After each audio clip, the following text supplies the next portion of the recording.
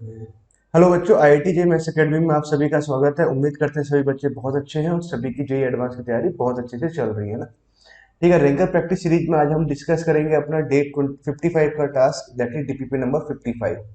ठीक है, तो आज हम क्या प्रॉब्लम डिस्कस करने वाले हैं। देखिए, सिंगल करेक्ट हमारे पास दो प्रॉब्लम्स हैं, मल्टीपल करेक्ट में बात करें तो एक दो तीन तीन मल्टीपल करेक्ट प्रॉब्लम्स हैं और बाकी के पांच हमारे पास कैसी हैं, इंटीजर टाइप ऑफ प्रॉब्लम्स हैं। ठीक है बच्चों, तो स्टार्ट करते हैं डीपीपी नंबर, मतलब प्रॉब्लम्स को सॉल्व करना स्टार्ट करते हैं ना। ठीक है, तो पहला क्वेश्चन हमारे पास क्या दे रखा है, क्वेश्चन को पढ़ते हैं और सॉल्व करते हैं ना। क्वेश्चन नंबर वन, इन ए एचपी, मतलब कोई एक एचपी हमारे पास दे रखा है, उसका हमें पीएच टर्म पता है। पीएच टर्म मालूम है और साथ में हमें क्यूएच टर्म मालूम है। पी और Q are the root of this equation, किस इक्वेशन के रूट होंगे ना, इसके बारे में आपसे बात करती हैं। तो ठीक है, स्टार्ट करते हैं प्रॉब्लम को सॉल्व करना। क्या करना चाहिए, P and Q are the root of this equation. तो ठीक है, हमारे पास में एक ऐसी इक्वेशंस बनानी है जिसके रूट क्या हो, P और Q हो। मतलब इक्वेशन क्या आ जाएगा, X square minus X into sum of root आप लिखेंगे, P प्लस क्यू यहाँ से आएगा, प्लस में कितना आ जाएगा, प्रोडक्ट ऑफ रूट, ये हमारे पास इक्वेशन आएगा। ये एक्चुअली हमारा आंसर है देखा जाए तो, बट मुझे आंसर किसमें चाहिए, टी प्लस क्यू और P इंटू क्यू के फॉर्म में आंसर चाहिए। ठीक है, तो एक काम करते हैं, तो मुझे करना क्या होगा, एक तो T P plus Q A term find out करना, T P Q term find out करना है। तो आई थिंक सो ये पी प्लस क्यू का value in terms of P plus Q आ रहा होगा ना। तो P plus Q th term है वो पी प्लस क्यू के फॉर्म में आ रहा होगा, पी क्यू एथ जो टर्म है वो पी क्यू के फॉर्म में आ रहा होगा ना। तो वही समझना है ना। क्वेश्चन में क्या दे रखा है, इन एच पी, तो करस्पॉन्ड हमारे पास में क्या दे रखा है, P H term Q into P plus Q दे रखा है, और क्यू एच टर्म हमारे पास कितना दे रखा है, P into P plus Q दे रखा है। यही है ना। अच्छा, करस्पॉन्डिंग अगर हम एपी की बात करें तो एपी का हमारे पास में क्या जाए, करस्पॉन्डिंग एपी का है ना, एपी का पी एच टर्म अगर हम लिखें तो वो कितना आ जाएगा, one upon of Q into P plus Q आएगा। और करस्पॉन्डिंग अगर एपी की हम बात करें और इसका हम क्यू एच टर्म लिखें तो क्यू एच टर्म कितना आ जाएगा, one upon of P into P plus Q, यही आएगा ना।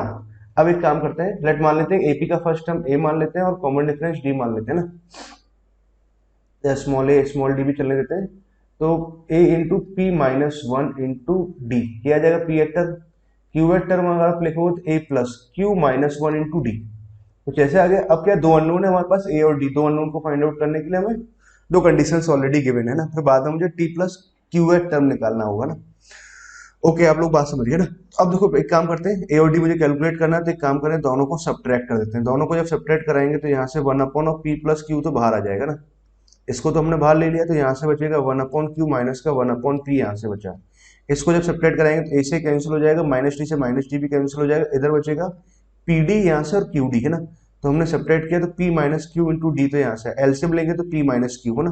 ठीक है, पी माइनस क्यू से पी माइनस क्यू कट जाएगा, तो डी बराबर एक्चुअली कितना आ जाएगा, one upon of P into Q, into में कितना आ जाएगा, पी प्लस क्यू आ जाएगा, ये आएगा ना डी। अच्छा, डी की वैल्यू को हम कहीं भी एक जगह जाके पुट कर देंगे तो वहां से हम करस्पॉन्डिंग क्या निकालेंगे, ए फाइंड आउट कर लेते हैं। तो ठीक है ना, मैंने यहाँ पुट किया ना। अब इस बात को आप यहाँ समझिए, one upon of P into P plus Q, तो ऐसे कुछ दे रखा है। ठीक है, ए का वैल्यू मुझे कैलकुलेट करना है, plus P minus one into D का वैल्यू कितना आ जाएगा, वन अपॉन करके, तो ये आ गया P Q into P plus Q, तो यहाँ से आया ना। ए कैलकुलेट अगर हम करें तो ए का वैल्यू कितना आ जाएगा, यहाँ से अगर कैलकुलेट किया जाए तो ए का वैल्यू आ जाएगा one upon of P into P plus Q minus of P minus one into में पी क्यू अपॉन में कितना है, पी प्लस क्यू आया। चलो क्यू से ऊपर नीचे मल्टीप्लाई और डिवाइड कर देते हैं ताकि सेम बेस बन जाए ना। ओके, पी इंटू क्यू, तो पी प्लस क्यू तो यहाँ से लिखा हुआ, क्यू की कमी थी ना हमारे पास में, क्यू यहाँ दे दिया डी, पी माइनस वन है ना। तो ये क्यू से ऊपर नीचे मल्टीप्लाई डिवाइड किया तो P Q, P minus Q यहाँ से बचेगा, क्यू को बाहर निकाल दिया। ठीक बात है, तो क्यू माइनस पी प्लस का पी आ रहा है ना।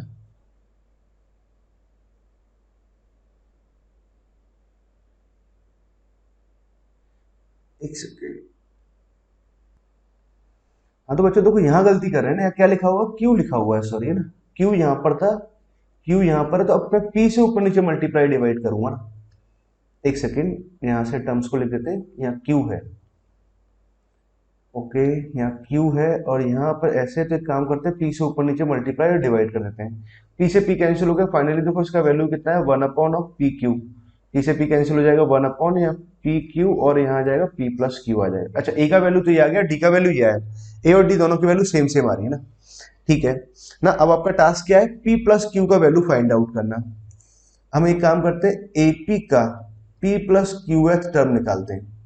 एपी का P plus Q th term कितना है, फर्स्ट टर्म तो कितना आ रहा है, ये आ रहा है पी क्यू और पी प्लस क्यू, इनटू में फिर हम क्या लिखेंगे, P plus Q minus one into D, minus one into D, D का वैल्यू कितना है, ये है सेम है ना, ये आ जाएगा, यहाँ से हमने वैल्यू पुट कर दिया पी क्यू और यहाँ से आ जाएगा पी प्लस क्यू, ठीक है। तो बेस तो सेम है, ऊपर वाले पार्ट को जब ऐड कराएंगे तो one plus P plus Q minus one, तो वन तो कैंसिल हो गया, ऊपर पी प्लस क्यू बचा और यहाँ से नीचे आ जाएगा पी क्यू और यहाँ पी प्लस क्यू आया, मतलब पी क्यू से पी क्यू कैंसिल हो गया, पी प्लस क्यू से ये आ गया 1 अपॉन ऑफ पी क्यू आया।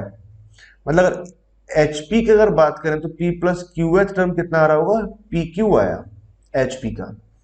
सिमिलरली में एपी का पी क्यू टर्म और निकालते हैं तो कितना आ जाएगा, फर्स्ट टर्म तो ये आ गया पी क्यू और P plus Q plus sign, common difference ना, P Q N minus one into common difference 1 upon P Q और पी प्लस क्यू, ठीक है। तो वन तो यहाँ से कैंसिल हो जाएगा, ऊपर आ जाएगा पी क्यू और नीचे आ जाएगा पी क्यू, अपॉन में आ जाएगा P plus Q, P Q से पी क्यू कैंसिल हो गया, ठीक है। तो ए एच पी का अगर पी क्यू एस टर्म अगर लिखें तो वो कितना आ जाएगा, पी प्लस क्यू आ जाएगा, ये आया है ना आंसर्स। अब आपको देखो करना क्या है, अब आपको जब लिखना रहेगा तो ये हमारे पास आंसर आ रहा है, तो पी प्लस क्यू का जो वैल्यू है, पी प्लस क्यू का वैल्यू कितना है, टी पी क्यू आया, तो ये तो हमने यहाँ लिख दिया है टी पी क्यू, और पी प्लस क्यू का वैल्यू तो टी पी क्यू लिखा, पी क्यू का वैल्यू हम क्या लिखेंगे, T plus T of P plus Q, बहुत ही बारीक से हो गए ना। अब देखो आंसर्स में समझे तो पी प्लस क्यू नहीं चाहिए, पी प्लस क्यू वाला नहीं चाहिए, पी क्यू है ना, इनमें से एक आएगा ना, तो ये वाला आ जाएगा, ऑप्शन बी आएगा, ठीक है। ये मैच कर रहा है, तो ये आंसर आया। क्लियर बच्चों, तो एपीडीपी एचपी के अकॉर्डिंग बहुत ही सिंपल सा प्रॉब्लम बना के यहाँ पे डाला हुआ है ना, बिल्कुल भी डिफिकल्ट प्रॉब्लम नहीं है, छोटी मोटी बातों का ध्यान रखना था, कैलकुलेशंस फटाफट फटाफट सॉल्व करना था इसको ना, ठीक है। फर्स्ट का आंसर कितना है, बी आया है ना, बिल्कुल सही है ना, बिल्कुल सही जवाब। नाउ अगला प्रॉब्लम देखते हैं क्या दे रखा है। Question number 2, the value of this हमसे पूछा हुआ है, यहाँ क्या दे रहा है, समेशन दे रखा है m 0 से लेकर 1214 जा रहा है, n 0 से जा रहा है ना, ठीक है। यहाँ पर देखो एक बात है, खास बात कि यहाँ m दे रखा है और यहाँ एम सी एन, मतलब अगर n 0 से लेकर अगर m तक जाएगा, n का वैल्यू आपने m का वैल्यू 0 लिया, उसे करस्पॉन्डिंग n 0 से लेकर m तक जाएगा, ठीक है। मतलब अगर हम बात को अगर लिखें, इसका मीनिंग अगर लिखने की कोशिश करें तो क्या इसका मीनिंग आएगा, summation of m is equal to 0 to 2014, तो हमने यहां से लिखा, ठीक है। अब देखो इसको सिंबल को अगर हम जाएं 2014, तो यहाँ पे देखो n वेरी नहीं कर रहा है, यहाँ m वेरी कर रहा है, तो हमें क्या चाहिए, n पर चाहिए, तो हम चाहें तो इसको जैसे बाहर निकाल सकते हैं 2014 cm, इस वाले समेशन से बाहर निकाल दिए, सिग्मा से बाहर निकाल दिए ना। n कैसे वेरी कर रहा है, 0 से लेके m तक, मतलब इसको मैं ऐसे लिख सकता हूँ mc0 mc1 mc2 mc3 dot dot, और ये कितना आ जाएगा, mcm तक आ जाएगा, यहाँ तक आया। अच्छा इस वाले पार्ट का अगर आप समेशन देखेंगे तो m इक्वल टू 0 से लेकर 2014 तो यहाँ लिखा हुआ है, और यहाँ 2014 cm लिखा हुआ है। इस वाले पार्ट को अगर देखें तो 2 पावर m बन जाएगा। इस सीरीज का सम तो हमें याद है 0 से स्टार्ट हो रहा है, फुल तक जा रहा है m तक ना, जो ऊपर है ना ना। अगर ध्यान से देखें तो ये क्या लिखा हुआ, m यहाँ लिखा हुआ, m यहाँ लिखा हुआ, अगेन ये 0 से स्टार्ट हो रहा है, फुल तक जा रहा है, तो इस सीरीज का एक्सपेंशन तो कितना आ जाएगा, 1 प्लस x का वैल्यू कितना आ रहा है 2 ncr into x power r है ना, और पावर में कितना आ जाएगा 2014 आ जाएगा ना, ये आ गया, ये एक्चुअली आंसर आया, तो कितना है 3 पावर में आ जाएगा 2014। बहुत ही छोटा प्रॉब्लम और बहुत ही आसान प्रॉब्लम, बस क्या है कि थोड़ा सा एक्यूरेटली आपको ध्यान देना था ना। क्या आंसर आएगा इसका, सेकंड का सी ऑप्शन आ जाएगा, C is correct option. Okay second का क्या दे रखा है, सी, सेकंड का सी बिल्कुल सही ना। ना आगे चलते हैं थर्ड प्रॉब्लम। अच्छा ये प्रॉब्लम बहुत ही बढ़िया और आसान प्रॉब्लम है ना, अच्छी प्रॉब्लम है। क्या दे रखा है हमारे पास में कि दो इलिप्स हैं, इफ टू कॉन्सेंट्रिक इलिप्स, मतलब दोनों के सेंटर कैसे सेम है, आर सच दैट की focus of each one are on the other, ठीक, and their major axis are equal, और उनके मेजर एक्सिस का लेंथ कैसा इक्वल दे रखा है, and let E and E dash be the their eccentricity, उनकी एसेंट्रिसिटी गिवन है। तो देखो पहली बात तो हमारे पास में क्या दे रखा है, दो कॉन्सेंट्रिक एलिप्स है, एक एलिप्स तो हमारे पास में ये बनाया, ठीक है, और दूसरा एलिप्स हमने कुछ ऐसे ले लिया, ये दूसरा एलिप्स है। मान लेते हैं इसका जो मेजर एक्सिस है, इसका लेंथ हमारे पास में 2a आ गया, तो सेंटर से a मान लेते हैं ना। ऐसे इसका जो मेजर एक्सिस का लेंथ आएगा वो कैसा आएगा, बराबर आएगा, पहली बात। तो उसने ये गिवन है, मतलब अगर ये लेंथ ए बी है और ये लेंथ अगर सी डी है, तो पहले तो उसने क्या दे रखा है, ए बी बराबर सी डी दे रखा है। अगर इसको हमने ए मान लिया तो ये ए डैश, तो मतलब अगर 2a अगर ये लेंथ है तो ये 2a डैश है, तो मतलब a बराबर a डैश दे रखा है ना। पहली बात तो हमें ये मालूम है। दूसरी बात और क्या दे रखा है, दोनों के फोकस एक दूसरे पे कोइंसाइड कर रहे हैं। तो मान लो इसका जो फोकस है, ये फोकस आ रहा इस एलिप्स पर आया, ये एस ले लेते हैं और ये एस डैश ले लेते हैं, ठीक है। इसका जो फोकस है, मान लो कि ये S1 ले लिया आपने और ये S1 डैश ले लिया, ठीक। अब देखो पॉइंट को बड़े ध्यान से समझना, ये जो लेंथ है फोकस है, तो भाई ये लेंथ को आधा आधा करेगा, सेंटर है, ये भी लेंथ को बाइसेक्ट करेगा, ये लेंथ बराबर बराबर जाएगा ना। तो अब देखो अगर ये लेंथ अगर बराबर बराबर कट हो रही है, मतलब डायगोनल से अगर हम बात करें, इनको अगर मैं ऐसे ज्वाइन कर दूं, बहुत ध्यान से मेरी बात को सुनना, डायग्राम को भी बहुत ध्यान से समझना ना। जैसे अभी हमने बाइसेक्ट किया, मतलब इनको ऐसे ज्वाइन कर दिया, एस वन एस डैश और S1 डैश, इनको जैसे मैंने ज्वाइन किया, तो देखो डायगोनल बाइसेक्ट कर रहे हैं। अच्छा आपको एक बात हमेशा ध्यान रखनी चाहिए, कोई भी ऐसा क्वाड्रिलेटरल है, अगर इसमें डायगोनल एक दूसरे को बाइसेक्ट कर रहे हैं, तो भैया वो डायगोनल अपने आप में क्या लिखा हुआ है, पैरेललोग्राम लिखा हुआ है। समझ गए बात को, पैरेललोग्राम, ये कंसेप्ट आपको पता होना चाहिए। तो और इस कंसेप्ट के आधार पे हम क्या बोल सकते हैं, quadrilateral formed by joining foci of two ellipse is a parallelogram. मतलब पहला क्वेश्चन बहुत ही आसानी से टिक किया जा सकता है, ठीक है, इसमें कहीं कोई समस्या नहीं है। अब देखो दूसरे वाले पार्ट की समझते हैं कि इफ थीटा है, if angle theta between their axis है ना इज गिवन बाई, तो मान लो इनके एक्सिस के बीच का एंगल अगर ये थीटा है, थोड़ा कलर चेंज करते हुए लिखते हैं, ये अगर एंगल थीटा है, इसके बारे में अगर बात की जाए, तो अब देखो थीटा, तो क्या हमें थीटा निकालना है ना। अब देखो पॉइंट को ऐसे समझिए आप, मान लो कि ये हॉरिजॉन्टल एलिप्स जैसे लिखा हुआ है, इसकी इक्वेशन में ले लेता हूँ X square upon A square plus Y square upon B square equal to 1, और ये हमने एक्स एक्सिस वाई एक्सिस मानते हुए लिखा है। इक्वेशन लिख रहे हैं तो फिर कोऑर्डिनेट एक्सिस तो आएगा ही आएगा, किसी न किसी कोऑर्डिनेट एक्सिस के रेफरेंस में लिखेंगे ना। अब ये एंगल से थीटा है ना, तो अब हमें इतना मालूम है कि इस पॉइंट के S1 के अगर मैं कोऑर्डिनेट ले लूँ ना, पोलर फॉर्म में कोऑर्डिनेट लिए मैंने, r cos theta r sin theta, ऐसे बोल सकते हैं। r cos theta r sin theta कहाँ अप्लाई करें, इस एलिप्स पे अप्लाई करेंगे, तो भैया हम क्या बोल सकते हैं, r square cos square theta upon में a स्क्वायर, तो हमने यहाँ से लिखा r square sin square theta upon में कितना आ जाएगा, b स्क्वायर आ जाएगा, दैट इक्वल्स टू कितना है, 1 आया, ठीक है। नाउ बी स्क्वायर को देखो मैं क्या लिख सकता हूँ, A square into 1 minus of E square, मान लेते हैं इसका एसेंट्रिसिटी हमने ई मान रखा है, तो ना इसका एसेंट्रिसिटी ई है, तो ये आया। एक बात तो देखो ये मालूम चली है ना, बड़े ध्यान से समझना ना। अच्छा अब देखो एक और पॉइंट को बड़े ही अच्छे ढंग से समझना कि भाई हमें इसका मेजर एक्सिस का लेंथ कितना आ रहा है, ए डैश आ रहा है, ए डैश है ना, माइनस सेमी मेजर एक्सिस बोल देते हैं, ए डैश है ना, सेंटर से डैश। तो अब फोकस जो आएगा ना, इसका एसेंट्रिसिटी कितना मान लेते हैं, ई डैश मान लेते हैं इसका। अब आपने ई डैश एसेंट्रिसिटी माना, तो भैया ये सेंटर से इस फोकस का जो डिस्टेंस आएगा CS1, तो ये भैया ये कितना आ जाएगा, ए डैश ई डैश के बराबर आएगा, आएगा कि नहीं आएगा, ठीक है। और ए डैश कितना आ रहा है, ए के बराबर आ रहा है, तो ए ई डैश आ जाएगा, और ए ई डैश किसके बराबर है, आर के बराबर आया, ये लेंथ तो आर है, R cos theta R sin theta जब लिखे आपने कोऑर्डिनेट, तो ठीक है, तो हमारे पास में ये आ गया। और यहाँ जैसे हमने इतना लिख दिया, सॉरी, उसके बाद तो प्रॉब्लम बहुत आसानी से सॉल्व हो जाएगा। अब देखो हम सारे पैरामीटर्स लिख पाए, इसका अगर मैं वैल्यू लिखूंगा आर का वैल्यू, तो कितना आ जाएगा, ए स्क्वायर आ जाएगा, ई डैश स्क्वायर आ जाएगा, cos स्क्वायर थीटा हमने यहाँ लिखा, ठीक है, अपॉन में यहाँ से कितना आ रहा है, ए स्क्वायर आ रहा है, plus sine of R square का अगर वैल्यू लिखे हम, तो आर स्क्वायर का वैल्यू कितना आ जाएगा, ए स्क्वायर यहाँ से आ जाएगा, ई डैश स्क्वायर यहाँ से आ जाएगा, cos स्क्वायर थीटा को मैं लिख सकता हूँ, साइन स्क्वायर थीटा को लिख सकते हैं 1 माइनस cos स्क्वायर थीटा, क्योंकि हमें इन टर्म्स ऑफ cos ही आंसर चाहिए ना। बी स्क्वायर का वैल्यू मैं लिख दूंगा A square into 1 minus of, sorry ये गलत लिख दिया, 1 माइनस ऑफ ई स्क्वायर है ना, 1 minus of E square that equals to कितना 1। ये आंसर है ना। अब देखो बस इसको सिंप्लीफाई कर लो, यही आंसर है ना। ए स्क्वायर से ए स्क्वायर कैंसिल हो गया, यहाँ भी ए स्क्वायर से ए स्क्वायर कैंसिल हो गया, बस cos थीटा के लिए इसको सिंप्लीफाई करना है ना। अब नाउ सॉल्व करते हैं, कलर का थोड़ा चेंज करते हुए लिखते हैं ना। अब देखो cos स्क्वायर थीटा यहाँ पर भी आ रहा है, तो cos स्क्वायर थीटा की टर्म को मैं एक साथ लिखता हूँ।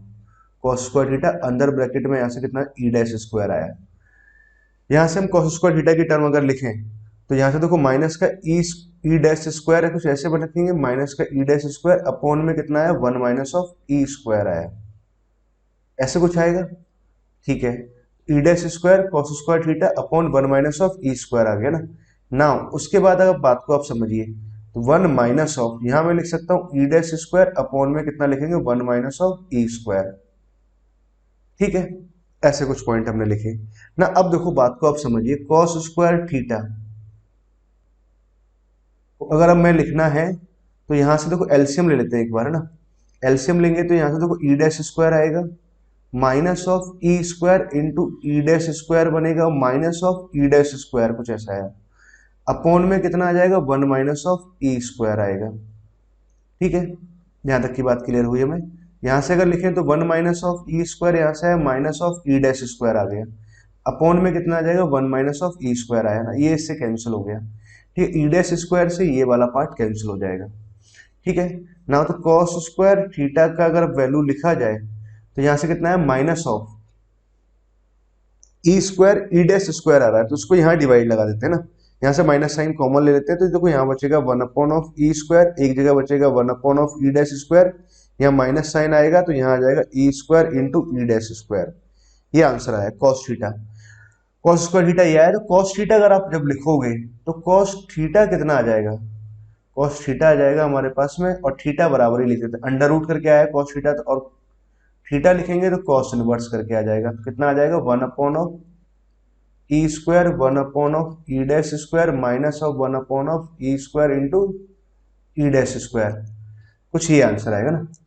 तो कॉस भी हटा दिया, थीटा का वैल्यू ये आएगा, तो कितना आ रहा है 1 अपॉन ई स्क्वायर आ गया प्लस 1 अपॉन ई डैश स्क्वायर आया माइनस ऑफ ये आ जाएगा ना। तो ऑप्शन बी भी अपना कैसा आ रहा है, बिल्कुल सही आ रहा है ना, समझ गए।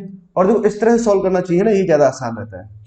अच्छा, आगे पूछा है कि अगर मान लो कि E square plus E dash square का वैल्यू 1 आएगा, then the angle between the axis of the two ellipse is 90 degree. मान लो अगर थीटा की वैल्यू अगर 90 होगी तो cos थीटा 90 आ गया, तो ओके cos 90 तो ये जीरो हो गया, मतलब ये पूरा सही जीरो हो गया, तो ये जीरो हो गया तो मतलब पूरा पार्ट ही जीरो कर दो ना, तो इस वाले पार्ट को भी इधर ले गए, तो यहाँ से हमारे पास में कितना जाएगा, थीटा इक्वल टू अगर 90 डिग्री होगा तो हम यहाँ से बोल सकते हैं बस इतना सा हिस्सा बचा, मतलब 1 equal to E square plus E dash का स्क्वायर, ये आंसर आएगा।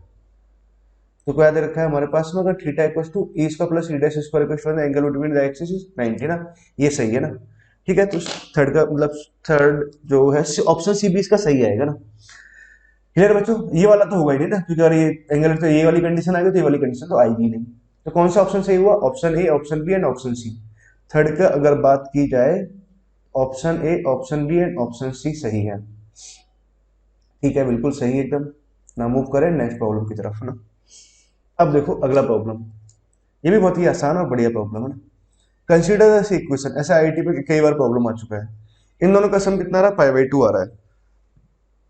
अब देखो साइन इनवर्स ऑफ समथिंग लिखा हुआ, कॉस इनवर्स ऑफ समथिंग अगर लिखा हुआ है, ठीक है, दोनों का सम अगर पाई बाई 2 आ रहा है तो तभी पॉसिबल होगा जब k इज इक्वल टू कितना आ जाए, x square minus of 6x plus 17 upon 2, ये होना चाहिए ना। अब दूसरी बात कि जो k है वो कैसा आना चाहिए, -1 और 1 के बीच में होना चाहिए, k इससे बाहर नहीं जा सकता। ठीक, और ये पूरा एक्सप्रेशन जो है वो कैसा आएगा, -1 और 1 के बीच में ही आएगा ना। ठीक है, उसने पूछा लार्जेस्ट वैल्यू ऑफ k निकालो for which this equation has two distinct solution each one। तो अब देखो क्या है कि हमें इस इक्वेशन को सॉल्व करना है, मतलब इसको नंबर ऑफ सॉल्यूशंस के बारे में बात कर रहे हैं। This equation must have real root, मतलब k पे क्या क्या कंडीशंस लगाए कि इसके रूट हम निकालें, और k हमें कंफर्म है कि -1 से +1 के बीच में रहेगा, उससे बाहर नहीं जाएगा। तो एक काम करते हैं, इस क्वाड्रेटिक का तो डायग्राम ही ड्रॉ कर लेते हैं। क्वाड्रेटिक का अगर मैं डायग्राम ड्रॉ करूं तो ये बहुत आसान बात है। इसको पहले मैंने एक बार डिफरेंशिएट कर दिया, तो 2x माइनस 6 बराबर 0 आया, तो 2x माइनस 6 बराबर 0, तो x का वैल्यू 3 आया, तो मतलब इसका जो वर्टेक्स आएगा x इज इक्वल टू 3 पर आएगा। ठीक है। x इजिकल टू अगर 3 यहाँ पुट करते हैं तो y का वैल्यू कितना आ रहा है, तो 3 पुट कराएंगे तो 9, 3 अगर पुट किया तो 9 यहाँ से बनेगा, 3 पुट किया तो 18 यहाँ से बनेगा, प्लस कितना है 17/2 यहाँ से आ गया ना। ठीक है, 18 और 19 तो -9, तो चलो यहाँ से लिख देते हैं -18, तो कितना आ जाएगा -1/2 आया। मतलब यहाँ पर कहीं पीक पॉइंट यहाँ कहीं आ रहा -1/2 ना। ठीक है, ऐसे कुछ ग्राफ चला जाएगा। इधर देखें तो जीरो पे वैल्यू कितनी आ रही है, पॉजिटिव आ रही है, तो मतलब कुछ ऐसे जाएगा 17/2 ना। एक्स को स्टेप जीरो पुट कराएंगे तो वाई की वैल्यू कितनी आ रही है 17/2 आ रही है। बहुत बड़ी वैल्यू आई ना। तो थोड़ा सा डायग्राम ऐसे बनाता हूं मैं, रियलिस्टिक टाइप से ना, कि ये तो ऐसे कुछ रहा और ये कुछ ऐसे ऐसे डायग्राम बनाया। अब देखो के का जो वैल्यू है वो कहां से जा सकता है, y इक्वल टू 1 तक ही जा सकता है। ये y इक्वल टू 1 की लाइन हमने ड्रॉ कराई, और ये एक हमारे पास y इक्वल टू -1/2 की लाइन है। ठीक है, इस बीच ही हमारे पास ये ग्राफ मूव कर सकता है, मतलब इस बीच में रह सकता है ना ग्राफ। बाकी यही ग्राफ है, बाकी तो ऊपर वाला ग्राफ है ही नहीं।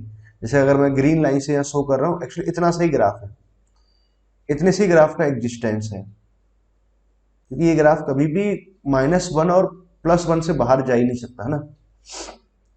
ओके, अब देखो उसने बोला है कि लार्जेस्ट वैल्यू ऑफ के निकालो for which this equation has two distinct solution. हाँ, के का वैल्यू अगर मैं 1 अगर पुट कर दूं यहाँ पर, ऐसे के बराबर 1 की अगर लाइन ड्रॉ कराए, के इक्वल टू 1 आ जाए, तो क्या होगा, दो सॉल्यूशंस आएंगे कि नहीं आएंगे, आएंगे, सही बात है, और ये सबसे लार्जेस्ट वैल्यू होगी, बिल्कुल सही बात। The equation must have real root if K belongs, -1/2 से लेके हाफ तक, equation must have real root if K belongs. हाँ सही बात है, अगर के अगर इस इंटरवल में बिलोंग करेगा तो इसके रूट्स आएंगे ही आएंगे। सही है, equation must have real root if K belongs to -1 से, नहीं नहीं गलत हो गया, -1 से तो कहाँ आएगा, इस इंटरवल में तो सॉल्यूशन आएंगे नहीं। ठीक है, तो ये नहीं जाएगा ना, तो कंप्लीटली हर वैल्यू पर इक्वेशन हैज यूनिक सॉल्यूशन। अच्छा, जब k इक्वल टू -1/2 है, हाँ k इक्वल टू -1/2 की अगर मैं लाइन यहाँ ड्रॉ करूंगा तो एक ही सॉल्यूशन आएगा, वो कौन सा आएगा, x इक्वल टू 3 आएगा ना। ये बात भी सही है। तो बहुत ही छोटा और आसान सा प्रॉब्लम, बढ़िया सा ना, फटाफट सॉल्व हो गया। तो क्या आएगा हमारे पास, ए बी डी ऑप्शन आ जाएगा, 3 ऑप्शन आएंगे ना। क्लियर है बच्चों, आई होप आप जहां तक की बात समझ गए ना। क्या आंसर दिया है, फोर्थ का आंसर चेक करते हैं, ए बी डी, फोर्थ का आंसर होना चाहिए ए बी डी, है ना, बिल्कुल सही है ना। नाउ नेक्स्ट क्वेश्चन में मूव करें, क्वेश्चन नंबर 5। ये क्वेश्चन भी बढ़िया है ना। इसमें आपको देखो कई सारी बातें मैं बहुत पहले भी सिखा चुका हूँ ना, एडीपीपी के अंदर ही। ये देखो पहले तो हमारे पास क्या लिखा है, 0 से लेकर n पाई लिखा हुआ, e पावर -ax यहाँ लिखा हुआ, a belongs to real number लिखा हुआ है ना। ठीक है,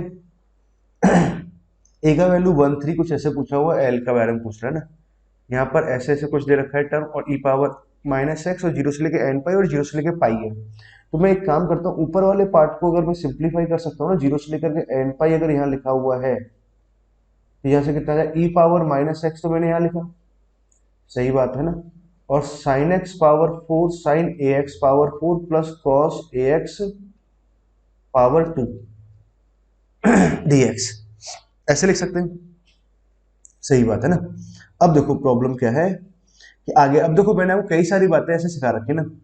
पहले तो कोई पीरियोडिक फंक्शंस नहीं है, क्योंकि ए सॉरी यहाँ पर एक्स की e पावर -x की वजह से पीरियोडिक फंक्शन नहीं रहा ना। नहीं तो पीरियोडिक होता तो कुछ टर्म हम यहाँ से बाहर निकाल देते हैं। अब देखो बात क्या, ए पर बात जा रही है ना, ए एक्स है ना। अब मैंने क्या किया, इसको थोड़ा सा ब्रेक किया, 0 से लेके पाई तक ऐसे ब्रेक करते हैं, e पावर -ax और sine x power sine A X power 4, और फिर आपको बात समझाएंगे ना, cos square of A x ऐसे कुछ लिखा।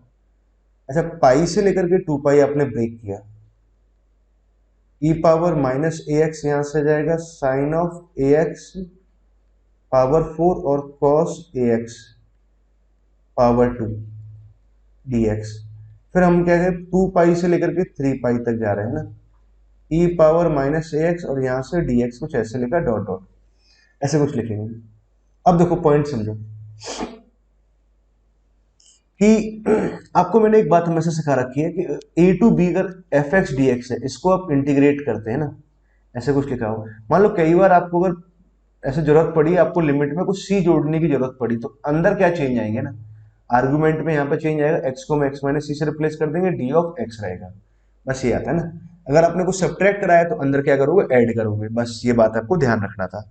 अब देखो हमारे पास नीचे जो एक्सप्रेशन दे रखा है 0 टू पाई में दे रखा है, तो मैं एक काम करूं, यहाँ से पाई सब्ट्रैक्ट कर दूं, अगर यहां से मैंने पाई सब्ट्रैक्ट किया तो भैया अंदर क्या जाएगा, तो ये तो बनेगा 0 टू पाई लिमिट। तो यहाँ सब पाई सब्ट्रैक्ट कर रहे हैं, तो यहाँ पे क्या कराएंगे, आर्गुमेंट में पाई जोड़ेंगे। ठीक है, अब देखो यहाँ पाई, अब x की जगह में x प्लस पाई रखूंगा, और यहाँ पर भी x की जगह मैंने x प्लस पाई रखा। ठीक है, अब ax अंदर जाएगा और यहाँ पर भी a पाई बनेगा। अब देखो क्या है, a टू 4 का ऐसे करस्पॉन्डिंग आंसर पूछ रहा है, मतलब अगर a इंटीजर लेके चले तो भैया ये अंदर क्या बनेगा, मतलब 2 पाई प्लस ax, तो फिर से यही आ जाएगा टर्म ना हमारे पास में। अल्टीमेटली आप मेरी बात समझ गए, मतलब अगर a इंटीजर है तो भैया ये तो मैं ऐसे ही लिख दूंगा। और आपको शायद एक बात याद हो कि अगर आपने पढ़ रखा है अच्छे ढंग से, तो ऐसा ही सेम प्रॉब्लम आईआईटी पूछ चुका है ना। फर्क इतना है, इसमें से 4 तक 4 पाई तक पूछा था, हम यहाँ एन पाई तक पूछ रहे हैं ना। नाउ अब देखो प्रॉब्लम में समझो ना, बाकी हम सिमेट्री से लिखेंगे ना सारी बातें। अब देखो समझने की कोशिश करना कि यहाँ तो आई इज इक्वल टू, ठीक है, यहाँ से ई पावर माइनस एक्स है, तो मैंने क्या किया, 0 टू 2 पाई, 0 to pi E power minus X sine A X power में 4 plus cos square of A X D X, कुछ ऐसे लिखा। इस टर्म को तो मैंने बाहर निकाल दिया। ठीक है, तो बड़े ही ध्यान से मेरी बात को समझना। अंदर देखो यहाँ से तो बचेगा 1 इस वाले पार्ट से। ठीक है, अब इस वाले पार्ट की हम बात करें तो यहाँ से आएगा ई पावर माइनस का पाई। ठीक है, यहाँ से आप 2 पाई सब्ट्रैक्ट कराओगे तो यहाँ से क्या बनेगा, ई पावर माइनस ऑफ 2 पाई। ऐसे चलते जाएंगे चलते जाएंगे, लास्ट में आप क्या कर रहे होंगे, n माइनस 1 पाई से लेकर के इसको n पाई तक इंटीग्रेट कर रहे होंगे, ऐसा कुछ करेंगे ना। तो जब हम ऐसा करेंगे तो यहाँ से n माइनस 1 पाई सब्ट्रैक्ट कराएंगे, तो मतलब ये ऊपर कहाँ तक जाएगा, माइनस 2 पाई माइनस 3 पाई ऐसे कुछ करके जाएगा, तो n माइनस 1 इंटू पाई तक जाएगा ये वाला एक्सप्रेशन। ठीक है, ऐसा कुछ बनेगा टर्म। आई होप आप मेरी बात समझ गए ना। तो ये I1 मान लेता हूँ, इसको अगर मैं डिवाइड कर देता हूँ तो I1 अपॉन I2 की तरह है ना, और इसको I2 मान लेते हैं। तो अब देखो हमारे पास में पूरा जो एक्सप्रेशन आया, 1 plus of E power minus का पाई, हमने यहाँ से लिखा E power minus of 2 pi, E power minus of 3 pi dot dot ऐसे करके चल रहा है ना। अब देखो पॉइंट को समझिए कि ये पूरा एक्सप्रेशन बन गया, ये हमारे पास एल ही बन गया ना। इसको हम ऐसे I1 मान के चले तो कुछ इस तरह का ना, इसको I1 ले लेते हैं। ठीक है, अब देखो बात को आप ध्यान से समझें तो, सॉरी सॉरी एक सेकेंड। अब देखो n इन्फिनिटी को अप्रोच कर रहा है, तो अगर n इन्फिनिटी को अप्रोच कर रहा है तो भाई ये तो इनफाइनाइट जीपी बन जाएगा। इनफाइनाइट जीपी बनेगा तो इसका सम कितना आ जाएगा, a upon 1 minus r, common ratio कितना आ जाएगा, ई पावर माइनस 5। ये आया। इस वाले पॉइंट को अगर समझे, ये तो कैसा लिखा हुआ, 1 से छोटा नंबर लिखा हुआ, तो मतलब ये कैसा ले जाएगा, 1 से बड़ा नंबर आ जाएगा ना। 1 में से कुछ सब्ट्रैक्ट करेंगे तो 1 से छोटा, और डिवाइड किया तो 1 से बड़ा है ना। तो हमारे पास जो लिमिटिंग वैल्यू आएगी इसकी, जो I1 अपॉन I2 जो L है, सॉरी बच्चों, L जो आएगा वो कैसा आएगा, एक्चुअली 1 से बड़ा आएगा। L 1 से बड़ा आएगा तो ठीक है, ये आंसर हो सकता है, ये आंसर हो सकता है, हाँ दोनों वैल्यू इंटीजर है तो ये भी सही आएगा, बी और डी आएगा इसका आंसर। क्लियर बच्चों, आई होप आपको समझ आ गया हो ना। बहुत ही बढ़िया प्रॉब्लम था ये, और अच्छा प्रॉब्लम भी था। क्वेश्चन नंबर 5 में का बस सॉल्वेबल प्रॉब्लम था। क्वेश्चन नंबर 5 में का क्या आंसर दिया है, 5th का आंसर बी और डी बिल्कुल सही जवाब ना। अब हम मूव करते हैं नेक्स्ट प्रॉब्लम की तरफ है ना। समझो नेक्स्ट प्रॉब्लम में क्या दे रखा है, लेट ए आर और आर कितना दे रखा है, 1 से लेकर 29 तक है ना।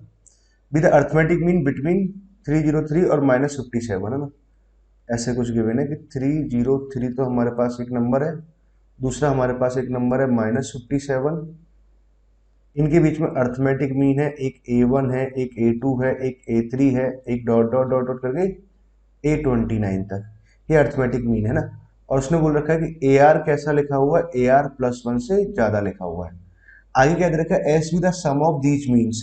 अगर सम ऑफ दीज मीन्स अगर हम लिखेंगे तो कितना आ जाएगा, 29 टाइम्स ऑफ पहले और आखिरी अर्थमेटिक मीन का 29 टाइम्स होगा। ये तो हम प्रॉपर्टी जानते हैं ना। जिन बच्चों को नहीं पता है तो भाई अर्थमेटिक मीन्स को ढंग से पढ़ें और उसकी प्रॉपर्टीज को याद करें ना। अब देखो 303 में से हमने क्या किया, 300 में से पहले 50 सब्ट्रैक्ट कर देते तो कितना बचा हमारे पास 250, और 250 में से अगर 7 जाएंगे तो कितना बचेगा हमारे पास में 243, इसमें 3 जोड़ दिया तो 246, 29 और 246 यहाँ से आगे अपॉन में कितना आ रहा है, 2 आ जाएगा ना। 2 से 6 कैंसिल होगा, 1 यहाँ से आ जाएगा, 2 यहाँ से आएगा, 3 आ गया ना। सम तो चलो हमारे पास ये आ गया, एक बड़ा सा नंबर आ गया ना, ठीक है, अभी ये समझ लेंगे ना। ओके, एस तो इतना आया ना। आगे क्या पूछना चाह रहा है, S with the sum of these means दे रखा है, तो ठीक है, एस तो हमारे पास ये नंबर आ जाएगा, इतना ही रहने देते हैं। आगे तो कुछ ने क्या पूछा है, then the value of this S upon something, और ये कितना लिखा, A14 लिखा हुआ है ना बच्चों ने, शायद आपको ऊपर कम दिखाई दे रहा हो, तो A14 है। इसकी अगर बात करें तो ये मॉड ऑफ ए आर लिखा हुआ है, और उसका मिनिमम वैल्यू है, और ये मॉड ऑफ आर है ना, यहाँ उसने इसको लिखना भूल गया ना, तरीफ note the minimum value of mod of A R ना, ठीक है। अब देखो बात को समझिए कि A14 निकालना तो बहुत आसान बात हो गई ना, कि इसके लिए अगर मुझे 14th लिखना है, 14 टर्म्स, तो हम आसानी से लिख सकते हैं 14 टर्म, तो A14 अगर आप लिखोगे तो A14 कितना आ जाएगा हमारे पास, A+14D, चलो मैं पहले फॉर्मूला लिख देता हूँ, ये 15 टर्म बनाए है ना। अब एक तो हमारे पास कितना आ रहा है, 303 आया, प्लस का कितना है 14 यहाँ से आया, कॉमन डिफरेंस हम कितना लिखते हैं, -57 -303 अपॉन में कितना है, बीच में जितनी टर्म्स है उससे एक ज्यादा लिखेंगे, ये कॉमन डिफरेंस आता है ना। कॉमन डिफरेंस आएगा b माइनस ए अपॉन में n+1। ये सब छोटी मोटी बातें आपको याद रहनी चाहिए ना, नहीं याद है तो देखो एक बार आप अर्थमेटिक मीन वाले पॉइंट को पढ़ना, वो पढ़ना बहुत जरूरी है। अगर वहां से भी नहीं पढ़ोगे तो एक्चुअली ये वाला पॉइंट आपका वीक रह जाएगा, तो सवाल नहीं कर पाएंगे फिर आप लोग ना। अब देखो इसको अगर हम ऐड करते हैं तो ये तो कितना बन जाएगा, -360, तो यहाँ से बना, तो 0 से 0 कैंसिल हो जाएगा, 3 से 6 12 बार कैंसिल हो जाएगा, माइनस का 12 यहाँ से बना ना, ठीक है। अब इसको अगर 14 से मल्टीप्लाई कराएंगे तो 140 यहाँ से है, 140 में हमने क्या किया, 303 तो यहाँ से लिखा, 140 में 28 और जोड़ देते हैं तो कितना आ जाएगा, 168 आ जाएगा, ठीक है। ये हमारे पास आया वैल्यू, इसको सब्ट्रैक्ट करते हैं, 3 से 8 अगर सब्ट्रैक्ट कराएंगे 13, तो यहाँ से 5 आ जाएगा, ठीक है। तो 0 यहाँ पर 7 यहाँ पर हो गया ना, तो 10 में से 7 जाएगा तो 3 आ जाएगा, यहाँ 2 आ जाएगा, तो यहाँ 1 आ गया ना, 8 5 13 हो जाएगा, ठीक है। 135 आया ना, A14 का वैल्यू कितना है, 135। ओके, उसके बाद में देखो उसने पूछा है कि mod of A R minimum, A R का वैल्यू, अब देखो इसका मतलब क्या है ना, कहना क्या चाह रहा है वो, कहना ये चाह रहा है कि जब आप ऐसे लिखते जाएंगे अर्थमेटिक मीन्स, तो पहले क्या देखो पॉजिटिव आ रहा है, धीरे धीरे वो डिक्रीज कर रहे हैं, डिक्रीज कर रहे हैं, डिक्रीज कर रहे हैं, तो एक टाइम के बाद में पॉजिटिव नेगेटिव आना स्टार्ट हो जाएगा, तो नेगेटिव आना स्टार्ट हो जाएगा, तो लास्ट जो पॉजिटिव आ रहा होगा, तो इसमें और इसमें किसका मैग्नीट्यूड ज्यादा होगा, ये हमें ध्यान रखना है ना।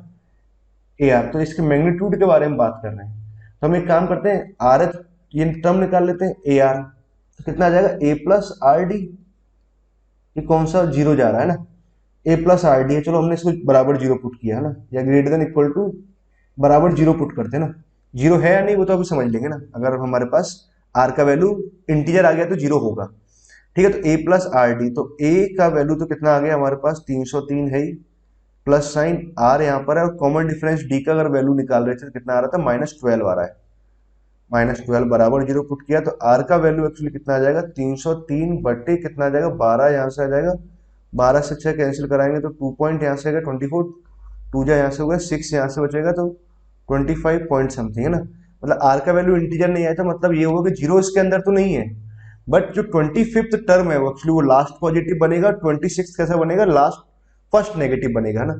तो मतलब हमारे पास कहने वाली बात यही रही कि ये जो 25th टर्म है, A25 और A26, ये लास्ट पॉजिटिव है और ये फर्स्ट नेगेटिव है, तो ये दोनों वैल्यूज में कैलकुलेट कर लेता हूँ ना, और ये देखते हैं कि इनमें किसका मैग्नीट्यूड ज्यादा है ना। A25 हमने निकाला तो कितना आ जाएगा, A+25 इंटू डी, ये आया, ए का वैल्यू कितना आ रहा है, फर्स्ट टर्म 303 आ रहा है, 25 और कॉमन डिफरेंस कितना है, -12 आया ना, तो ये तो हो जाएगा 250 और 50 जोड़ेंगे तो 300, मतलब फाइनली इसका वैल्यू 3 आया। A26 अगर मैं लिखूं, A+26D यहाँ से आ जाएगा, 3 यहाँ पर आ रहा है, कॉमन डिफरेंस कितना आ रहा है, तो अगला जब लिखेंगे तो उससे क्या 12 इसमें ऐड कर देंगे, तो मतलब कितना आ जाएगा, -9 आएगा, मतलब ना, मतलब ये अगर इतना आ गया 12, इसमें माइनस ये 3 आ रहा है ना, इसे -12 ऐड कर दो ना, कितना आ जाएगा हमारे पास, -12 ऐड करेंगे तो -9 आ जाएगा ना, ये बात रही। अब देखो इसमें अगर मैग्नीट्यूड की बात करें तो धीरे धीरे धीरे धीरे मैग्नीट्यूड कम होता जा रहा है, कम होता जा रहा है, कम होता जा रहा है, कम होता जा रहा है, फिर ऐसे चलते जा रहे टर्म्स है ना। अब देखो मैग्नीट्यूड की बात करें तो मैग्नीट्यूड धीरे धीरे कम होता गया, पर इसका मैग्नीट्यूड 9 का मैग्नीट्यूड तो ज्यादा हो गया ना, सबसे अगर मिनिमम मैग्नीट्यूड अगर आएगा ए आर का मिनिमम, तो मिनिमम मैग्नीट्यूड कब आएगा, 25th पर आएगा, मतलब ए आर इसका जो वैल्यू आएगा वो कितना आएगा, 3 आएगा, जो मैं समझाना चाह रहा हूँ ना आपको, जो फोकस करना चाह रहा हूँ, प्लीज आप इन बातों पर बड़ा ध्यान दें। अब देखो हम इस सवाल पे अगर समझें तो सम का वैल्यू तो हमारे पास कितना आ गया था 29, तो हमने यहाँ से लिखा अपॉन में 123 हमने यहाँ लिखा, सॉरी 129 इंटू, सॉरी 29 इंटू 123 हमने यहाँ लिखा, ठीक है। उसके बाद में A14 हमने यहाँ लिखा, A14 का वैल्यू कितना आ रहा है 135, 135 में से अगर 12 गया तो 12 जाएगा तो कितना बचेगा 123 बचा, ओके। इनटू में हमने इसका वैल्यू कितना आ जाएगा 3 आ जाएगा, तो ये तो यहाँ से कैंसिल हो जाएगा, 3 से अच्छा इसको कैंसिल कराएंगे तो 9 पॉइंट समथिंग यहाँ से आएगा, इसका ग्रेटेस्ट इंटीजर कितना आ जाएगा 9 आ जाएगा, ये आंसर आएगा बच्चों। आई होप आप उसको समझ पाए होंगे मैं शब्दों में, है ना, और थोड़ा सा क्वेश्चंस में इसका मोड है, इसका मीनिंग, है ना।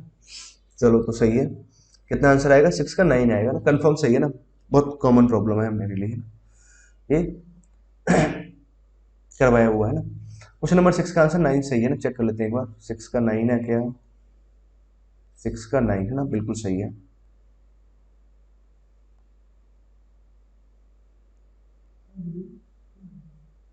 अब जो क्वेश्चन नंबर 7 देखो ना, ये थोड़ा सही से समझाते हैं इस क्वेश्चन को, समझना ना। क्वेश्चन नंबर 7 में अगर आप बहुत ध्यान दें तो एक्स क्यूब, तो यहाँ लिखा हुआ है माइनस ऑफ 6x² प्लस का 11x माइनस 6 बराबर माइनस है, इसको पहले मैंने ऐसे लिखा।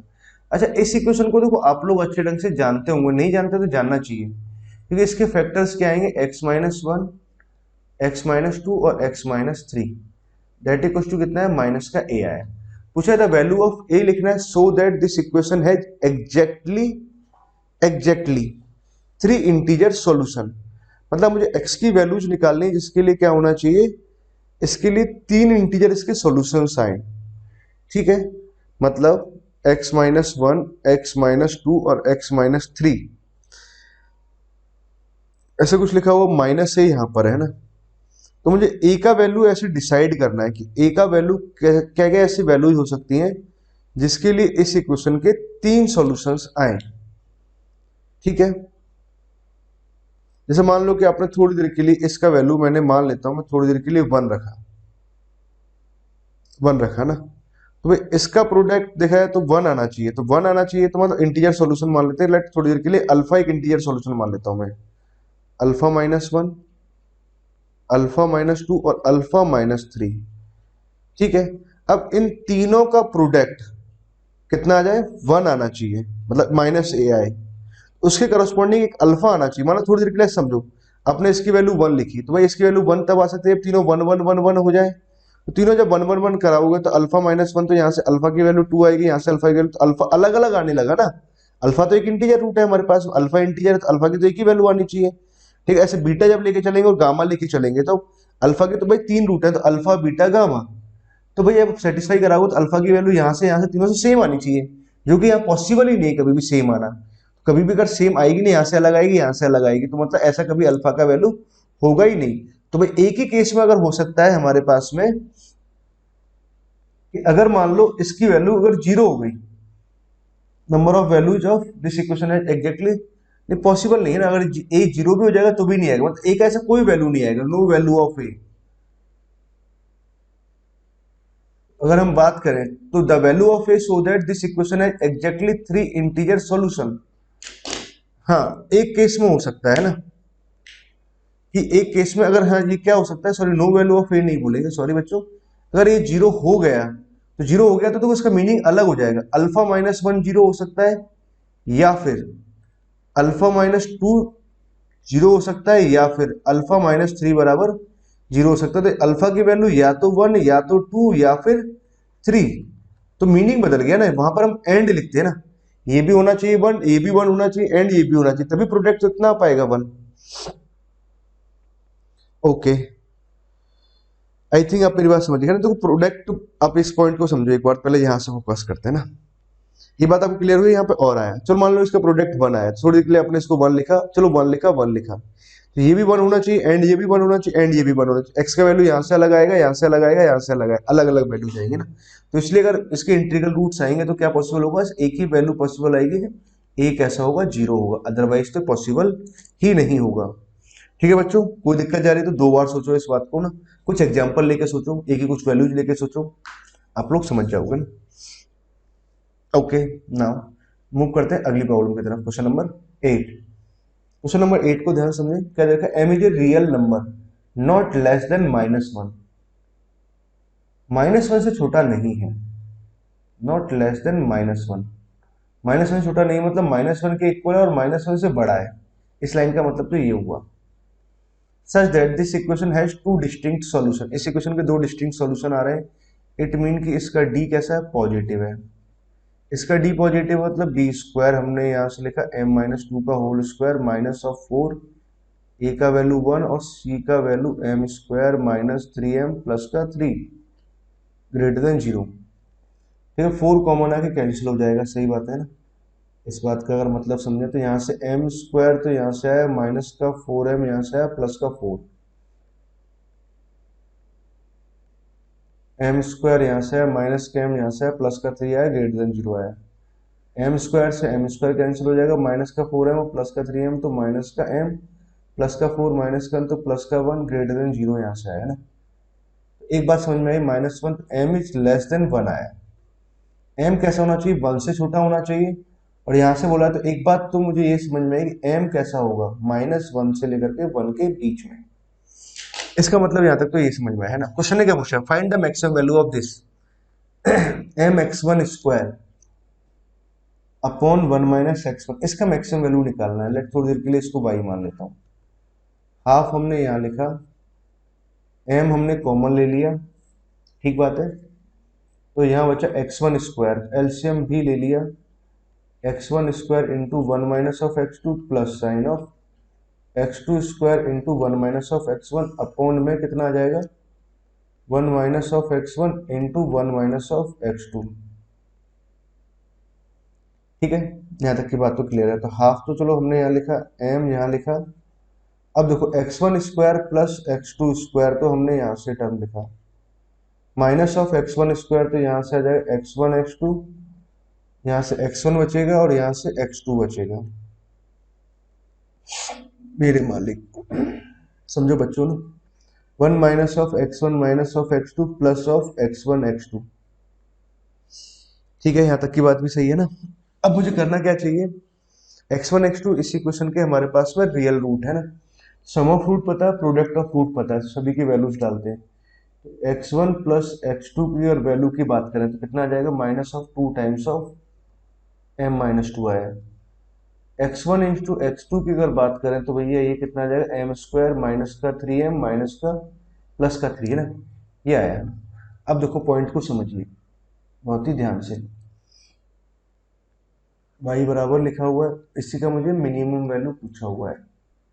m यहाँ पर है, इसको मैं लिख सकता हूँ x1 प्लस x2 का whole square minus of 2 times of x1 x2, x1 plus x2 का whole square, x1 plus x2 का वैल्यू कितना आ रहा है, ये आ रहा है माइनस ऑफ 2 टाइम्स करके। यहाँ से हो जाएगा 4 इंटू m माइनस 2 का होल स्क्वायर तो हमने यहाँ से लिखा minus of 2 times of x1 into x2 का वैल्यू कितना आ जाएगा, m स्क्वायर यहाँ से लिखेंगे माइनस 3m और प्लस का 3 हमने ये लिखा। ठीक है, ये इसका वैल्यू पुट किया। Minus of x1 into x2 का वैल्यू कितना आ रहा है, अगेन हमने यहाँ से पुट किया m square minus of 3m plus का 3।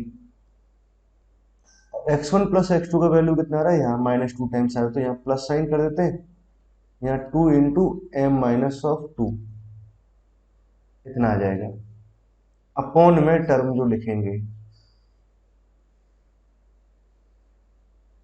अपॉन में आएगा 1 minus of x1 plus x2 का वैल्यू ना, तो यहाँ से 2 टाइम्स ऑफ m माइनस 2 ना, और x1 इंटू x2 का वैल्यू कितना है, m square minus of 3m plus का 3, ये आया। ओके, बहुत बड़ा एक्सप्रेशन बन गया ना, कुछ समझते हैं बात को ना। तो हाफ हमने यहाँ से लिखा, m हमने यहाँ से लिखा। पॉइंट को अगर समझा जाए तो देखो ये वाला हिस्सा तो हम इसको सिंप्लीफाई करते हैं ना, m स्क्वायर माइनस का 3m प्लस का 3 यहाँ से लिखा हुआ, इसको तो कॉमन ले लेते हैं और इसको आगे सिंप्लीफाई कर लेते हैं। 4 हमारे पास यहाँ लिखा हुआ m माइनस 2 का होल स्क्वायर तो हमने यहाँ से लिखा माइनस साइन ऑफ या प्लस साइन यहाँ से ले लेते हैं, m स्क्वायर माइनस का 3m प्लस का 3। ये वाला पार्ट हमने यहाँ से कॉमन लिया, तो ये तो अंदर जाएगा, तो कितना जाएगा 2m माइनस का 4 तो यहाँ से बना, और एक माइनस का 2 यहाँ से आया। ठीक है, अपॉन में अगर समझे पॉइंट को, अब देखो पॉइंट समझिए, यहाँ क्या लिखा हुआ एम स्क्वायर माइनस का 3m प्लस का 3 यहाँ से लिखा हुआ है, एम स्क्वायर हमने यहाँ से लिखा, 2m यहाँ से आया, माइनस का 3m यहाँ से आया, तो माइनस का m आ गया। ठीक बात है, तो माइनस का m यहाँ से आ रहा है। अब पॉइंट समझे ना, तो कांस्टेंट हम ढूंढते हैं, तो 1 यहाँ से आ रहा है, तो माइनस का 4 यहाँ से आया, प्लस का 3 और प्लस का 4 कैंसिल हो गया, तो ये आ गया, मतलब नीचे कांस्टेंट वाला पार्ट तो जीरो हो गया ना, एम स्क्वायर माइनस का m आ रहा है ना। तो अब हमने इसको हाफ यहाँ लिखा, m यहाँ लिखा, और 4 टाइम्स ऑफ 2m माइनस का 6 यहाँ से आया, 2m माइनस 6 ना। नाउ इसको सिंप्लीफाई करते हैं ना। ठीक है, इस वाले पार्ट को स्क्वायरिंग ओपन कराएंगे तो एम स्क्वायर यहाँ से आया, तो अंदर मल्टीप्लाई कराएंगे तो 4m स्क्वायर माइनस का 4m यहाँ से आएगा, तो माइनस का 16m प्लस का 4 यहाँ से लेकर प्लस का 16 हो जाएगा ना। ठीक बात है, इस वाले पार्ट को तो हमने ऐसे लिख लिया, इसको सिंप्लीफाई कराएंगे तो 2m माइनस 6 बन जाएगा, यहाँ तक ठीक है ना। अब उसको मल्टीप्लाई करें तो डायरेक्ट मल्टीप्लाई करेंगे, एम क्यूब का टर्म आएगा एक 2m क्यूब। अब हम बात करते हैं एम स्क्वायर के टर्म की, तो एम स्क्वायर टर्म कब बनेगा, जब इस एम स्क्वायर को कांस्टेंट से मल्टीप्लाई किया तो माइनस का 6m स्क्वायर, और इस m को इससे मल्टीप्लाई किया तो माइनस का 6m स्क्वायर, कितना आ जाएगा माइनस ऑफ 12m स्क्वायर आ जाएगा।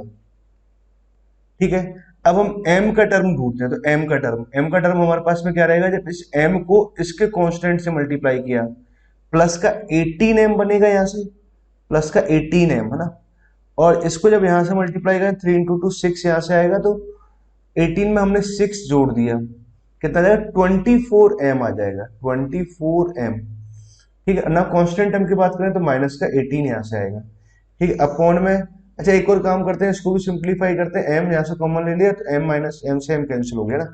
ठीक है, अब देखो आगे का पॉइंट समझो, इसको फर्दर सिंप्लीफाई और करते हैं। अब m क्यूब की टर्म लिखते हैं पहले, m क्यूब की टर्म कितना आ जाएगा 2m क्यूब, एम स्क्वायर की टर्म ढूंढे तो माइनस का 12m स्क्वायर यहाँ से आ रहा है, 4m स्क्वायर तो कितना आ जाएगा माइनस ऑफ 8m स्क्वायर यहाँ से आ जाएगा।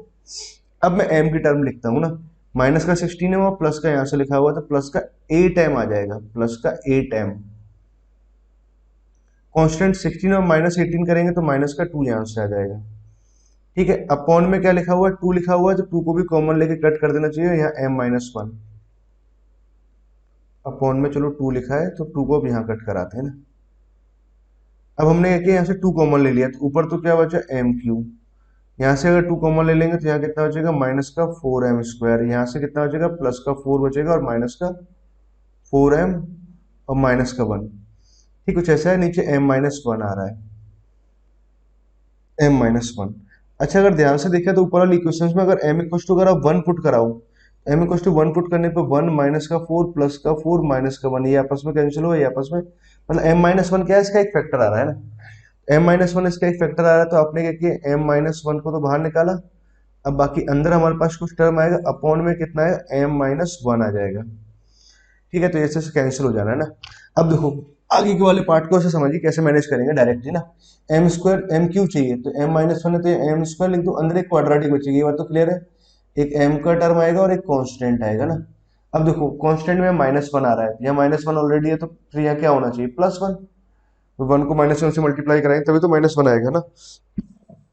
अब m का टर्म ढूंढते हैं, तो m का कोफिशिएंट क्या होगा, मान लो थोड़ी देर के लिए आपने प्लस लैम्डा मान लिया, चलो ऐसा मान लेते हैं।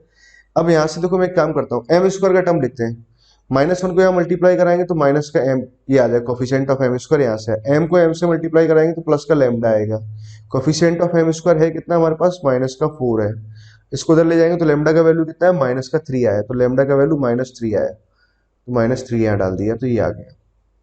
ठीक है, तो ये इससे कैंसिल हो गया, फाइनली हमारे पास कितना है एम स्क्वायर माइनस का 3m प्लस का 1 आ गया।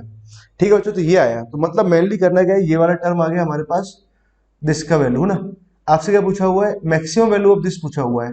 अब देखो बच्चों आप ये आप आगे सॉल्व कर लेना कि हमें करना क्या है, इस इंटरवल में एक क्वाड्रेटिक का मिनिमम मैक्सिमम वैल्यूज निकालना है, -1 पे तो क्लोज है और 1 पे ओपन है, तो निकाल सकते हैं, डायग्राम बनाते हुए ना कहाँ से कहाँ जा रहा है ना, वो इजिली कैलकुलेट कर सकते हैं। होप आप अपने आप से सॉल्व करना है इसको ना। ठीक है, अगली प्रॉब्लम पे चलते हैं। ओके, नाउ नेक्स्ट प्रॉब्लम, इसको भी ध्यान से समझना, बहुत ही अच्छे से समझो। क्या गिवन है हमारे पास में, let A B C D be inscribed in a circle having radius triangle ABC be inscribed in a circle, एक सर्कल में इंस्क्राइब है जिसका रेडियस है रेडियस यूनिटी है, मतलब रेडियस उसका 1 है। मान लो कि अगर हमारे पास एक ट्राइंगल एबीसी है दैट इज इंस्क्राइब्ड हुआ है इन ए सर्कल, एक सर्कल में ऐसे इंस्क्राइब्ड हुआ triangle A B C, three internal bisector of angle, ठीक है, ABC extended to the intersect the circumference at point A1, ये A1 पे इंटरसेक्ट कर रहा है, सिमिलरली ये B1 पे इंटरसेक्ट कर रहा है, ऐसे कुछ बात चल रही है ना, ठीक है, और ऐसे वो सिमिलरली C1 पे इंटरसेक्ट कर रहा है, point of intersection in centre होगा ना, ठीक है। आगे क्या पूछा हो, A1 into cos of A/2, मतलब A1 मतलब ये लेंथ चाहिए मुझे, पूरी लेंथ है ना। अब देखो A1 अगर ये लेंथ चाहिए तो मुझे एक काम करना चाहिए, यहाँ पर ऐसे पहले ट्राइंगल फॉर्म करना चाहिए, A1 है ना। अच्छा, जब भी इसे चाहता है ना A1 कंप्लीट लेंथ, अब आपको एक बात तो समझ में आ गया कि आपको करना क्या चाहिए, ये लेंथ आ गया तो हमें कुछ साइन रूल या फिर हमें कुछ सिमिलर ट्राइंगल्स की या कुछ कॉन्ग्रुएंट ट्राइंगल की हेल्प लेनी चाहिए ना। अच्छा, अगर देखो A1 लेंथ के बारे में अगर बात करें तो कंप्लीटली अगर ये एंगल मालूम चल जाए तो बात बन जाएगी, ये एंगल तो हमारे पास कितना बी एंगल है। अच्छा, अगर देखो इस बात की अगर समझे तो ये जो आर्क है यहाँ एंगल कितना सब्सटेंड कर रहा है, A/2, यही आर्क यहाँ पे कितना एंगल सब्सटेंड करेगा, ये एंगल आ जाएगा A/2, तो B प्लस A/2 ये एंगल आ गया ना, ठीक है। ये एंगल हमारे पास में, अब हम इस वाले में जा रहे हैं ना, ए बी साइड लेंथ हमें मालूम है, ठीक है, तो देखो इस आर्क ने यहाँ पे कितना एंगल सब्सटेंड कर रहा है, एंगल C, ये एंगल भी कितना आ जाएगा, एंगल C आ जाएगा। अब मैं ऐसे लिख सकता हूँ इसको, साइन रूल अगर लगाया जाए तो A1 अपॉन में कितना आ जाएगा, sine of B plus A/2, और इज इक्वल टू हम क्या लिख सकते हैं, ए बी लेंथ को चलो मैंने C लिख दिया, और इसके सामने वाला एंगल कितना आ जाएगा, साइन C आ जाएगा, ठीक है, C अपॉन साइन C। अब देखो पॉइंट को समझे,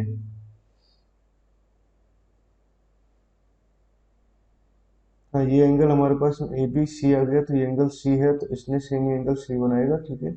अब A1 अगर लेंथ की बात करें तो A1 लेंथ कितना आ जाएगा, C इंटू साइन C, तो यहाँ से C अपॉन साइन C ना, A B side length C आ गया, इसके सामने वाला एंगल C आ जाएगा ना,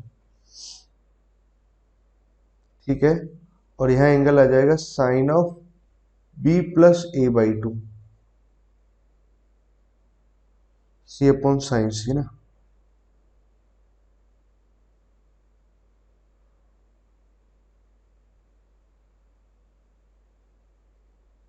सर्कम रेडियस कितना गिवन है, 1 गिवन है ना, इसका रेडियस 1 है तो सर्कम रेडियस R का वैल्यू 1 आ गया, कैपिटल R का वैल्यू 1, तो C अपॉन साइन C बराबर कितना आ जाएगा, 2 टाइम्स ऑफ R, R का वैल्यू 1 है तो इसका वैल्यू 1 लिख देते हैं ना, 1 आया, मतलब finally 1 into sine of B plus A/2, ये आ रहा है इसका वैल्यू ना। अब हमें क्या चाहिए, A1 into cos of A/2 चाहिए, तो A1 कॉस ऑफ A/2, एक काम करें sign of B plus A/2, तो यहाँ से आ गया इंटू कॉस ऑफ A/2, एक और काम करते हैं, इसको 2 से और मल्टीप्लाई कर देता हूँ ना, यहाँ से अब देखो 2 साइन ए कॉस बी का फॉर्मूला लिखेंगे तो 2 साइन ए कॉस बी तो कितना आ जाएगा, sine of A plus B करेंगे तो कितना आ गया, B plus A, plus sine of A minus B, तो sine of A minus B करेंगे तो यहाँ से कितना आ जाएगा, बी आ जाएगा। ए प्लस बी को मैं क्या लिख सकता हूँ, पाई माइनस सी, तो फाइनली एक्चुअली इसका वैल्यू कितना है, साइन बी प्लस साइन सी आया इसका वैल्यू, पूरे वाले पार्ट का वैल्यू ना, ठीक है। इसको डिवाइड कर दिया तो अपॉन में 2 करके आ जाएगा ना, तो इस वाले पार्ट का वैल्यू कितना आ रहा है, साइन बी प्लस साइन सी, ठीक है। सिमिलरली अब इसका वैल्यू लिखेंगे तो साइन सी प्लस साइन ए, अपॉन में यहाँ से आ जाएगा साइन ए प्लस साइन सी, ये 2 टाइम्स करके आ जाएगा, और यहाँ अपॉन में एक 2 और लिखा हुआ है ना, ठीक है, तो ए इंटू इसका तो 2 टाइम्स कैंसिल हो गया, मतलब फाइनली इसका वैल्यू ऊपर वाले पार्ट का वैल्यू हो जाएगा sign A plus sign A plus sine सी, इसका value sign A plus sign A plus sine सी, इससे कैंसिल होगा, फाइनली इसका आंसर कितना आ जाएगा, 1 आएगा इसका आंसर। नहीं नहीं, यहाँ पर 2 लिखा है ना, सॉरी 2 इंटू आर, तो 2 इंटू आर यहाँ से आ जाएगा, तो 2 यहाँ से आया तो उसको तो हटा ही देते ना, 2 यहाँ पर लिखा हुआ है तो डायरेक्ट फॉर्मूला लिखेंगे साइन ए प्लस साइन सी आएगा, ये वैल्यू आएगा इसका ना। ठीक है, तो 2 टाइम्स करके आ जाएगा ऊपर sine A plus sine C, तो यहाँ से कटेगा तो sine A plus sine B plus sine C, तो कितना है 2 आंसर आएगा ना। क्या आंसर दिया, 9th का आंसर 2 आना चाहिए, 2 9th का आंसर, 9th का आंसर हाँ 2 बिल्कुल सही है ना बच्चों। ठीक है, आई होप आपको ये प्रॉब्लम ढंग से थोड़ा क्लियर है ना। नाउ मूव करते हैं नेक्स्ट प्रॉब्लम है ना, और लास्ट प्रॉब्लम है ना, ये बहुत ही बढ़िया प्रॉब्लम है ना, इसका सबसे बढ़िया प्रॉब्लम क्या दे रखा है। एक सर्कल है हमारे पास of radius 2 unit touches the Y axis at origin, Y axis को ओरिजिन पे टच कर रहा है। तो पहली बात तो वाई एक्सिस को ओरिजिन पे टच करने का मतलब कुछ ऐसे सर्कल है, ठीक है। If intersect the line Y minus of, एक तो लाइन ये दे रखा है, दूसरी लाइन ये दे रखा है, अच्छा इसका m1 प्लस m2 अगर निकालें कैसा है, 90 डिग्री आ रहा है ना, -1 आया है m1 m2 ना, मतलब एक दोनों लाइन कैसे परपेंडिकुलर। अच्छा इस लाइन में भी खास बात है, इसका स्लोप कितना दे रखा है, m बराबर, मतलब टेन थीटा बराबर कितना आ रहा है, 2 माइनस ऑफ रूट 3 आया। टेन थीटा का वैल्यू 2 माइनस रूट 3 आया, तो थीटा का वैल्यू एक्चुअली यहाँ से कितना आ गया, 15 डिग्री आ गया। ये बात भी मुझे मालूम चली ना। तो मतलब एक लाइन 15 डिग्री बना रही है, और दूसरी लाइन की अगर बात करें तो यहाँ से स्लोप कितना आ जाएगा, टेन थीटा का वैल्यू आया -2 प्लस ऑफ रूट 3 है ना। ये थीटा इसके लिए लिख रहे थे, अब ये इसके लिए लिख रहे हैं ना। तो टेन थीटा बराबर -2 प्लस रूट 3 अगर लिखेंगे तो ये तो 2 प्लस रूट 3 तो वैल्यू कितना है, cot 75,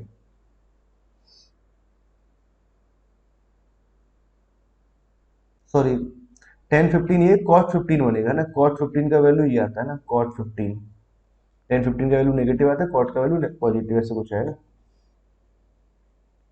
ठीक है, तो टेन थीटा बराबर यहाँ से अगर हम लिखें कितना आ जाएगा, -1075, माइनस साइन को अंदर लेगा तो थीटा कैसा है, -75, मतलब यहाँ से क्लॉकवाइज डायरेक्शन में कुछ ऐसे 75 डिग्री, और यहाँ 15 डिग्री। ठीक है, in the first and fourth quadrant है ना, सर्कल ऑफ रेडियस 2 यूनिट है ना, 2 यूनिट का सर्कल है, तो इसको फर्स्ट क्वाड्रेंट में और इसको फोर्थ क्वाड्रेंट में से कट कर रहा है सर्कल है ना। ये परपेंडिकुलर लाइन है, तो सेंटर यहाँ कहीं आ रहा होगा, सेंटर अगर यहाँ कहीं आया है तो अब देखो, the area of the triangle A O B है ना, तो क्या कर रहा है कि फर्स्ट क्वाड्रेंट में ए पॉइंट पे कट कर रहा है, और फोर्थ क्वाड्रेंट में बी पॉइंट पे कट कर रहा है, ये पॉइंट ओ है, तो ए ओ बी ट्राइंगल का एरिया निकालना है हमें ना। ये 90 डिग्री बन रहा है, पहली बात तो 90 डिग्री बन रहा है, सेंटर बन रहा है, तो इसको अगर मैं ज्वाइन कराऊंगा तो यहीं से पास करेगा, पहली बात ये, हाँ ठीक है, यहाँ से पास करेगा ना। ये आधे सर्कल में यहाँ 90 डिग्री बन रहा है, तो ये डायमीटर ही बनेगा, ए और बी को ज्वाइन करने वाली लाइन है ना, सेंटर से पास करेगी, सही बात है ना। अब देखो हमें इस ट्रायंगल का एरिया लिखना है, तो एक काम करें, इस ट्रायंगल का एरिया लिखना है तो इतने हिस्से का एरिया लिख लें हम लोग, और प्लस इस हिस्से का एरिया लिख दें, इसका और इसका एरिया, आसानी से बात बन जाएगी। ये 15 है तो रेडियस के बराबर है, तो ये भी 15 ही आएगा, 30 हो गया तो ये कितना आ जाएगा, 150। इस ट्रायंगल का एरिया कितना लिखेंगे, हाफ बी सी साइन ए, तो 2 इंटू साइन ए, साइन ए का वैल्यू साइन 150 आ जाएगा, साइन 150 को ऐसे, चलो अभी इतना लिखा हमने, plus sine of half B C sine है ना, ये लेंथ कितना आ जाएगा, 2 यहाँ से आ जाएगा, इंटू 2 यहाँ से आ जाएगा, इंटू ये 75 है, ये भी 75 आ गया, तो 150 यहाँ से आया, 30 यहाँ से आ गया ना, तो यहाँ से कितना आ जाएगा, साइन 30। ठीक है ना, 2 से 2 कैंसिल हुआ, 2 से अगर 2 कैंसिल हो जाएगा ना, साइन 130 यहाँ पर लिखेंगे, साइन 30 का 1/2 आएगा, 2 से 2 यहाँ से 1 आ गया, और यहाँ से भी कितना आ जाएगा, 1 आ जाएगा, फाइनली कितना आ जाएगा, 2 आ जाएगा इसका एरिया। क्लियर बच्चों, आई होप आप समझ पाए ना। इस ट्रायंगल का एरिया कितना आता है, हाफ बी सी साइन कुछ ऐसा आता है, ये आंसर आ जाएगा। ओके बच्चों, तो डीपीपी नंबर ये हमने 55 नंबर का डीपीपी सॉल्व कर लिया। एक बार क्विक रिवीजन कर लेते हैं, प्रॉब्लम्स को देख लेते हैं। ये प्रॉब्लम अच्छा था ना, ये भी प्रॉब्लम अच्छा है, ये भी अच्छा प्रॉब्लम है, ये भी बढ़िया प्रॉब्लम है, ये भी बढ़िया, मतलब पांचवी प्रॉब्लम बहुत ही अच्छी थी ना। ये भी लाजवाब, आईआईटी में से प्रॉब्लम आया हुआ था, ये सॉल्वेबल, ये भी बढ़िया प्रॉब्लम है ना। फर्स्ट और सेकंड ओके ओके प्रॉब्लम से मतलब सॉल्व होनी चाहिए ना आप लोगों से। ओके बच्चों, थैंक यू।